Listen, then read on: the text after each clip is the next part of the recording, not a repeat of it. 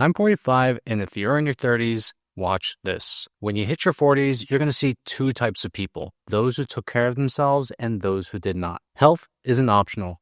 In your 20s, you can get away with a lot, but in your 30s, your habits compound for better or for worse. Next, you lose 3 to 8% of muscle every decade after 30, and this rate accelerates after 60. Lifting weights is an investment in your future self. And maybe I'm getting ahead of myself, but when you lift weights, especially after the ages of 60, 70, 80, this is what keeps you functional as you age. It's way better to be the oldest person in the weight room than the youngest person in the nursing home. Number 3, you are what you eat.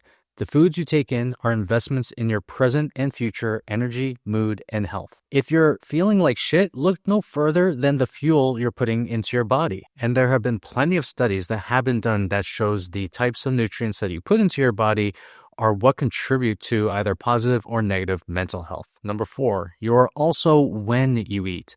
One of the most underrated tools to getting healthy is to create the best meal schedule for you.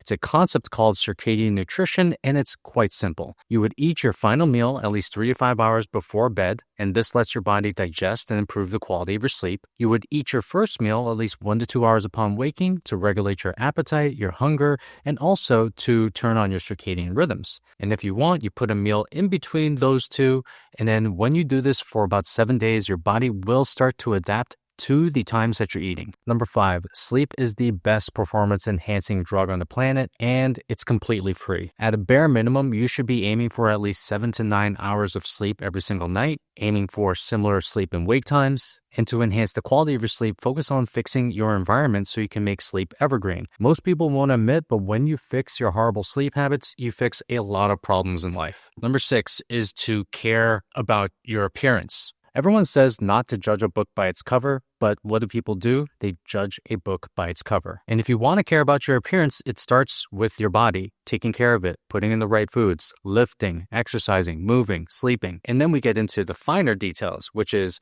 your haircut, the clothes that you wear. You don't need to be a fashionista. You just need to care about how you look. And then once you start doing this and start caring about your appearance, you will see that people will treat you a lot differently, and that's for the better. Number 7 is to embrace new technology. When I was in my 30s, it was the internet. Now that I'm in my 40s, it's AI. Whatever the new technology is, use it as much as you can because this will put you ahead of everyone else that is not using it. Number 8 is to desexualize your brain as soon as possible. One of the best things that I've ever done for my life was to quit watching porn, which I talked about in this video. And it's not just about watching porn. It's about not clicking on them Instagram tot accounts. Or even right now where Elon just came out with the AI versions of these partners or people that you'll have relations with. It's weird shit. But again, desexualize your brain. And one thing that you will do with that energy is to divert that energy into the development of self. Number 9, one of the best habits that you can ever bring into your life is to walk.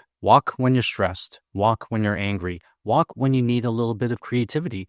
Walk to gain clarity. Walking is the most underrated exercise on the planet. It helps you burn calories. It's accessible. It's sustainable. It improves brain function. It reduces stress. And if you're looking for a walking workout, I create a free guide on the walking workout that we use to help our clients burn belly fat. Drop a comment down below that says walk, and I'll send it to you. Number 10. Money is a great slave, but a horrible master. Something you have to understand is that you want to use it to buy your freedom, not status. One of the first steps is just to clear off any consumer debt that you may have and put that as your focus. And then after that, you want to get into investing in assets and also investing in yourself. And this reminds me of a tweet some guy put out on X a long time ago, and he said, buy a Rolex and go into debt if you have to. And his way of rationalizing this to himself was the fact that he attracted his mate because he had a Rolex, and he also attracted more business as a result of his Rolex as well. And I have to tell you that, especially if you're in your 30s, this is one of the worst things that you can do. If you attract a partner based on the clothes that you wear or the watch that you're wearing, then you are going to get exactly what you paid for. If you need to wear a Rolex so you can attract more business, it also means that you lack the skills to properly persuade people to do business with you. A lot of things that people buy is just to elevate their status, whether they admit it to themselves or not. And I would rather not play that game and use that money to invest in myself. Number 11, this is self-explanatory, but just stop asking advice from people who have never been where you want to be. Number 12, stop thinking it's too late. When I was 24, I had a decision on whether I would keep on climbing the corporate ladder or go into something that I loved, which was being a fitness coach. Now, this was during a time where fitness coaching is not popular as it is right now. There was no Instagram, there was no social media. And I'll tell you, at 24, I thought it was too late to switch careers.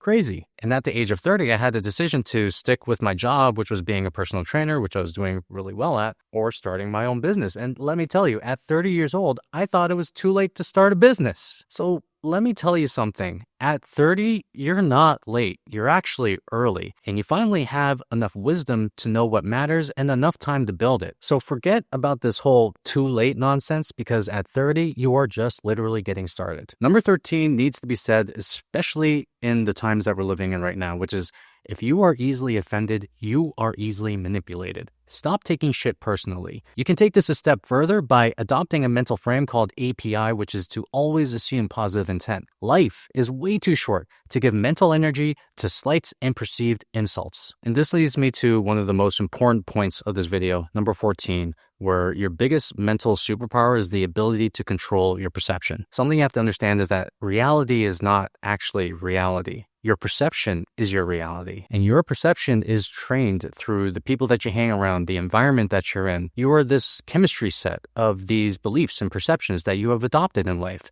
And if you want a better life, you need to change the lens of which you look at the world. And the way I know this is because I can take two people with the exact same background and also give them the exact same circumstances and put them through the same situation, and you can get two wildly different types of perceptions in regards to that situation. What most people don't realize is that you can actually choose a perception that empowers you the most and that moves you forward. But most people don't take advantage of this. Now, number 15 is the way you change your reality is to start with how you think. Your thoughts create your beliefs, which lead to your actions, which in turn become your reality. If you want to change your reality, look no further than your level of thinking. And you can change your thoughts. It does take effort, but you can do this. Number 16 is to stop framing things that didn't work out as a failure and frame them as an iteration. Imagine if Thomas Edison tried to create a light bulb for the first time, and then he just said, okay, well, that didn't work. I guess it's a failure.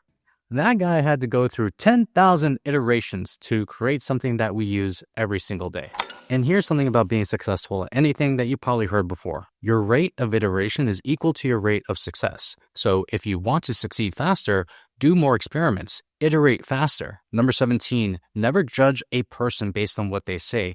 Judge them based on what they do. Behavior is the most accurate way of assessing character, especially when it comes to the people you allow into your life. Number 18 is to learn from people you disagree with. In one of my other videos, I talked about advice that I give to people in their 40s over here. And a lot of the comments came back that said, oh, I disagree with that one thing you said, therefore I stopped watching the video. And to me, this is a sign of just trying to protect your ego and staying in an echo chamber. Most times when people disagree with others, they see it as a reflection of their entire personality when it's just like one thing that they disagree with. And you will get so much farther in life when you stay objective and you allow yourself to learn from people you actually disagree with. Or you can stay in your echo chamber and keep on thinking the same thoughts over and over and over. We'll see how that works. Number 19 is not mine. It was actually from Alan Watts, and it is about forgiving the 4 people in your life. The first one is your parents, and something that I realized, especially as I got older, was resenting the people that gave me life was like taking a poison pill and expecting them to get hurt. And after I became a parent, I became so much more appreciative of what they did. What I realized is that every single generation and every single type of family, they all deal with different shit and they all come with different tools. And it's on us to accept it and forgive them. And you don't have to hang around them, especially if you don't like them, but it will release a lot of resentment and anger, which will be freed up energy for you to do what you want. The next one is the people you once loved who didn't stay. This could be your exes, it could be others, but essentially we don't want to be carrying around the burden of always thinking back to these people we once had relations with. You got to learn and just move on. Third one is people who actually wronged you. And the last one is going to be yourself. And forgiveness is this thing where you allow yourself to let go of the resentment. The more you hold on to these resentments, the more it just holds you back and the more it just makes you angry. I'm always optimizing for becoming the best version of myself. And one of the things that I have to learn is to learn from those situations, forgive, and just move on. Number 20, if you want better results in life, look at the people you surround yourself with. And if they don't match the reality you want to build, unfortunately, you're going to have to find a better group, which actually leads me to the next point. Number 21, you become smarter by being the dumbest person in the room. You become fitter by being the least fit person in the gym. We have to stop protecting our egos and actually get around people who are levels ahead of us. And something I realized by continually doing this in my life is that you just level up by process of osmosis. You see how they act, you see how they think, you see how they behave. And then when you hang around people who are behaving and thinking at a level higher than you will start to adopt that same level inside of your own life. Number 22, most people think that a great life is about money, cars, and houses, when the reality is that a great life is actually based on things that money can't buy, which is doing a job that you love doing, being healthy, having a great family, having great relationships. If there's one thing I'm always focused on is making sure I don't over-index on these external measures of success and index way heavily on the ones that create a fulfilling life. Number 23, a great life comes from focusing on the right constraints. And from my experience, you have two constraints that you should focus on with two wildly different strategies.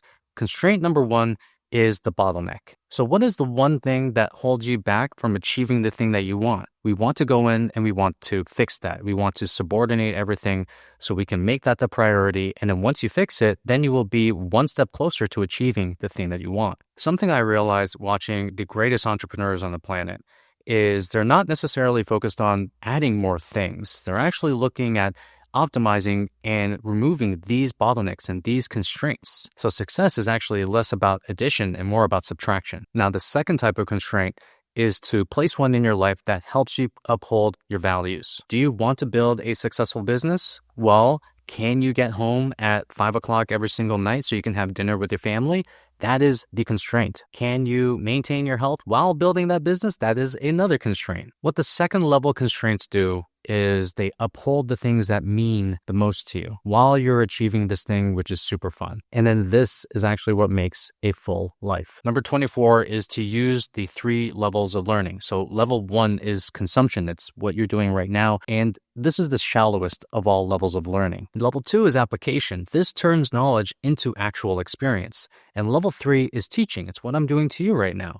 This turns experience into wisdom. When you apply all 3, you are able to learn things at a deeper level. Number 25 is to understand that your emotions are your responsibility. Something I wish they taught in high school or even my own house was the ability to manage my emotions. And I remember sometimes I would even get into arguments with my wife and I would be like, you made me feel this way. She would always correct me, which I love, because of the fact that I'm the one that is feeling that. I'm the one that actually created that feeling. I should not blame that feeling on anyone else. Maybe they're a part of it, but if I'm to take responsibility, I'm the person that felt that. So the second part is understanding how to manage our emotions. And this is actually something that we're trying to teach our daughters right now. Because you are a human being, you will feel emotions. So why not learn a system that helps you manage them instead of blaming them on everyone else? Which leads me to 26, which is to take ownership of every single result in your life. This means getting away from victimhood mentality. It may not be your fault, but it's always your responsibility. And when you blame others, you lose agency. You give them power. Personal power means to avoid blaming others for shit that's happening in your own life. Number 27 is to be a goal-driven individual. Your mind is a goal-seeking machine, and most times people give it the wrong goals. You need something to focus on. You need a goal, or it will be given to you. So when I first became a trainer, I was trying to move up the ranks, and I was listening and reading all the articles I could. And there was an article by Paul Chek, who, by the way, is one of the most legendary fitness coaches on the planet, and it was about goal setting. And at the end of it, he said that people are more likely to achieve their goals if they write them down. He had an action step where he said, hey, write down 20 goals, see exactly what happens. Nothing was really going for me at that time, so I decided to give it a shot. I wrote down my 20 goals. Some of them were just wildly outside of my reality, which was like to be the top trainer at that gym. Once I wrote it down, I put put it in my desk and just completely forgot about it. About 6 months later, I happened to open up the drawer of my desk, and then I see this piece of paper which has my 20 goals. I end up picking up this paper, pulling it out, and I'm looking at the goals, and I'm crossing out at least like half of that list.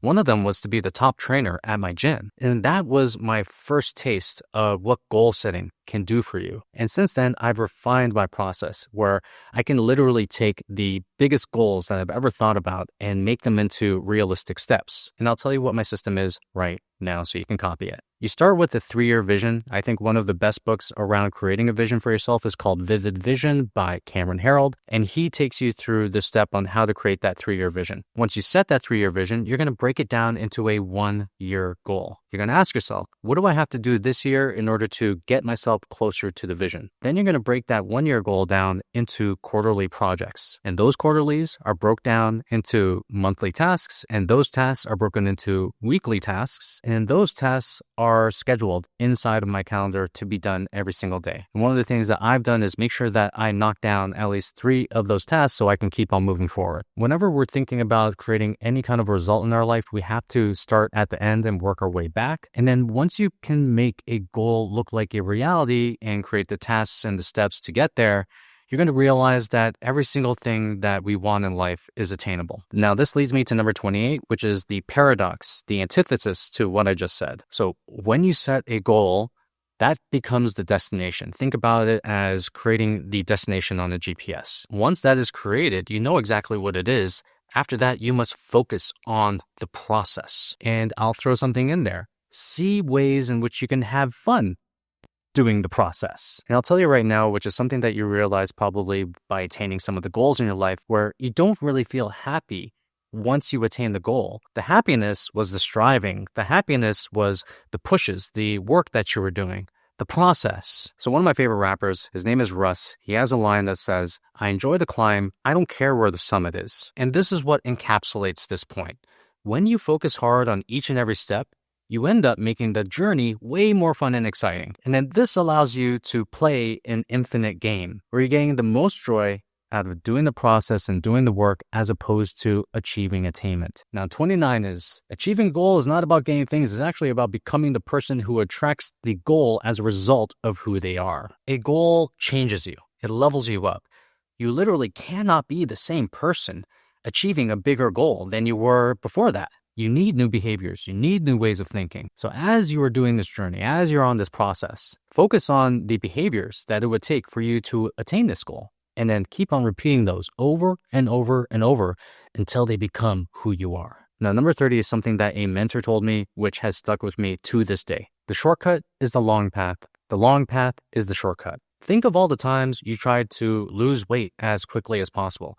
Think of all the times that you tried to get money as quickly as possible. How did those things end up? The thing about chasing shortcuts is you take away the skills that you need in order to just keep the result that you were trying to attain in the first place. When it comes to getting things in life, you want to choose the long path because it is always going to be the shortest. Number 31, the 3 most important decisions you're going to make is what you do, who you do it with, which means like who you partner up with, and also where you live. And when you think about these 3 things, they are where you're going to be spending your most time. So you must make those decisions wisely. Second last one right here is going to be the formula for success. And I swear to you, if you follow this and you apply this to anything you want in life, you will be ahead of 90% of people who don't. Step 1 is to show up. Show up when you're motivated. Show up when you're not motivated. Show up when you're feeling it. Show up when you're not feeling it. Just this step alone puts you ahead of 80% of people who only show up when they feel like doing it. Step 2, when you're there, do the work. It sounds easy, but there's a difference between deep work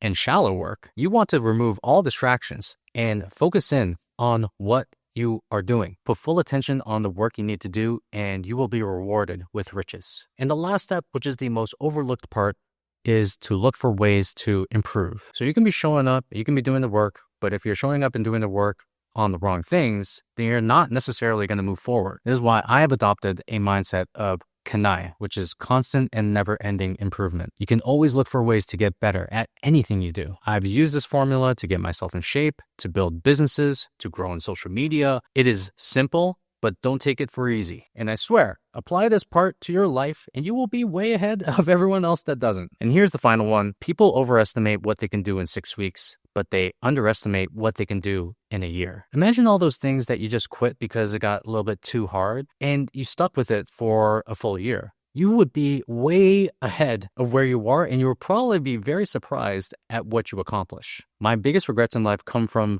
not doing the thing when I should have done it. Something you may not know about me is that I started a YouTube channel 15 years ago, and I was just posting sporadically. And then it got to a point where I'm like, I'm not getting anything out of this. I might as well just quit. And I look back on that with regret because if I just kept at it for a full year, I'd probably be way past where I am at this very moment. I know, hindsight's 20/20, but still, while everyone is trying to give you these shortcuts and these short time horizons, get rich quick, get fit quick, whatever it is, adopt a mindset of I'll do it for as long as it takes. Want to get myself to a specific shape? As long as it takes. Want to build a business? As long as it takes. What this mindset does is it allows you to make mistakes. It allows you to not try to be perfect. It allows you not to go all or nothing. So instead of giving yourself 6 weeks or 6 months or whatever, give yourself a full year to really attract this level of success that you want in your life. I promise you, this is one of the best ways to avoid regret. So when you're watching this, I want you to remember to not take my word on any of this. I am a person on the internet who has experienced all the things that I just talked about. Stress test these in your own life. And as Bruce Lee said, absorb what is useful and reject what is useless. And that is my cue to stop right there. Thanks for watching. I'll see you on the next video.